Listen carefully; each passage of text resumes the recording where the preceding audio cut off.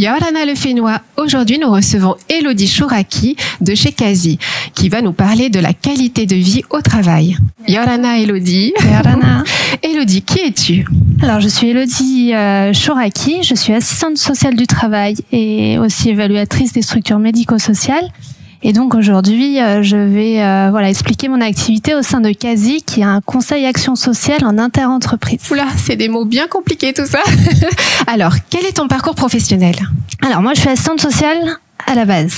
Donc j'ai fait des études d'assistante sociale et je me suis spécialisée dans le service social du travail. Ok. C'est-à-dire qu'en fait, au quotidien, j'accompagne et les salariés sur leurs difficultés liées à la vie personnelle et la vie professionnelle, Super. que ce soit le budget, le logement, les études des enfants, ou des souhaits d'évolution professionnelle, de mobilité ou de difficultés au travail. Ou les petits tracas personnels aussi. Les petits tracas personnels, voilà, qu'on peut avoir dans la vie de couple, la vie de famille, etc. Et j'interviens aussi en soutien des managers et équipes des ressources humaines dans les entreprises, justement pour pouvoir accompagner et prendre en charge leurs salariés qui rencontreraient des difficultés. D'accord, donc en fait tu fais un vrai lien entre le salarié et le patron.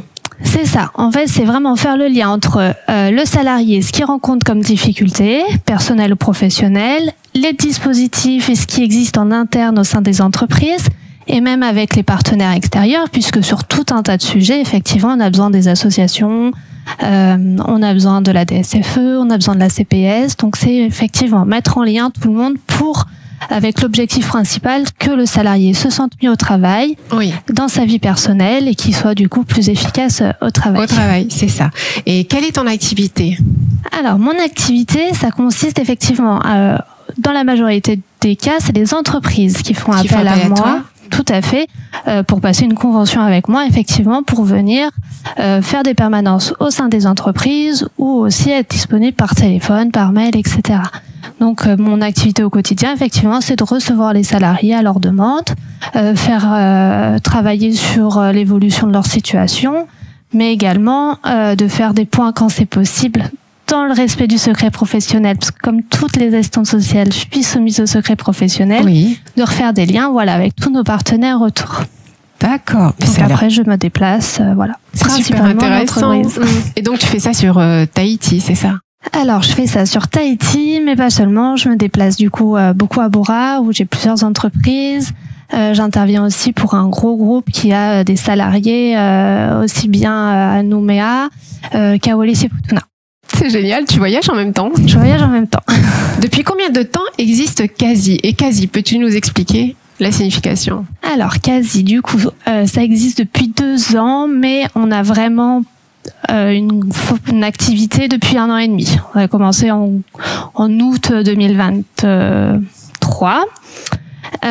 Donc Quasi, c'est conseil action sociale interentreprise, puisqu'effectivement, au-delà du service social du travail que je propose, je suis aussi évaluatrice, donc je fais des audits sur les difficultés dans les services, quand il y a des conflits des fois au travail ou quand il y a un mal-être dans les équipes. L'idée, c'est effectivement de faire un diagnostic, travailler avec les équipes pour proposer des solutions aux entreprises. Et comment ça se passe, un diagnostic, un audit comme ça? Alors, il faut déjà que l'entreprise soit demandeuse. Moi, je peux effectivement alerter en disant, j'ai rencontré plusieurs personnes d'une équipe, il semble y avoir des difficultés, est-ce que vous voulez qu'on travaille plus en profondeur le sujet? Globalement, c'est quand même plutôt bien accepté par les entreprises. Sinon, c'est elle qui me demande, en tout cas, en me disant, on a là une difficulté, on sent qu'il y a un problème de relationnel, de communication. Est-ce que tu peux effectivement tous les rencontrer? Donc, ce que je fais, c'est en 2 temps.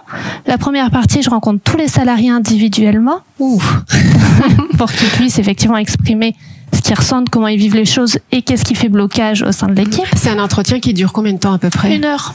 Ah, 1 heure pour chaque salarié? Pour chaque salarié. C'est super. Et après, en équipe, on fait du coup un entretien de 2 heures, une réunion collective où je fais un bilan, je leur présente en tout cas les principales difficultés et les principaux points qui fonctionnent. Aussi, l'idée n'est pas de dire tout ce qui va mal, mais aussi tout ce qui va bien. Et ensuite, on réfléchit sur ce qui est plus compliqué. Effectivement, quelles sont leurs propositions et comment on peut le mettre en place pour faire une proposition ou au manager ou à la direction pour qu'il y ait des actions concrètes qui se mettent en place et que la situation au sein de cette équipe s'améliore. Moi, je pensais que tu allais mettre une boîte à idées ou une boîte à petits soucis, tu vois, et puis que tu relevais, que je relevais régulièrement pour voir ce qu'ils pensaient. Non, ça, on peut le faire effectivement quand on fait des diagnostics sur la qualité de vie au travail de façon globale, avoir une idée plus générale de l'ambiance au sein. Et puis secrète, discrète. Voilà. Oui. Mais là, non, vraiment, c'est vraiment une commande qui consiste effectivement, on propose à chacun un temps, d'échange personnel particulier où chacun peut le dire ce qu'il veut, puisque ça reste quoi qu'il arrive confidentiel. Oui. Je fais pas du tout remonter qui m'a dit quoi à quel moment. L'idée, c'est de se dire, par exemple, j'ai rencontré 10 personnes. Est-ce que c'est des problèmes de communication qui ressortent? Si c'est de la communication, est-ce que c'est avec le N+1? Est-ce que c'est avec la direction? Est-ce que c'est parce qu'il y a des consignes qui sont peut-être pas très claires? Ou est-ce qu'il y a un problème d'organisation? Voilà. D'accord. Et quelle est la réceptivité sur la Polynésie? Alors, c'est une nouveauté, le service social du travail, qui n'existait pas du tout, hormis pour la fonction publique État, en fait. Donc, c'était vraiment un microcosme. Et puis, on voit bien que, en 1 an et demi, les choses se développent plutôt positivement, où je pense que de nombreuses entreprises, en tout cas, ont bien conscience qu'il faut capitaliser sur la qualité de vie au travail des salariés si on veut les garder et si on veut avoir des organisations de travail sereines. Et du coup, tu as toute une boîte à outils alors pour permettre à combler les lacunes ou les petits soucis que les entreprises peuvent rencontrer. Alors, une boîte à outils, c'est un gros mot. En tout cas, moi, je suis formée du fait de mon métier, effectivement, à percevoir qu'est-ce qui fait difficulté.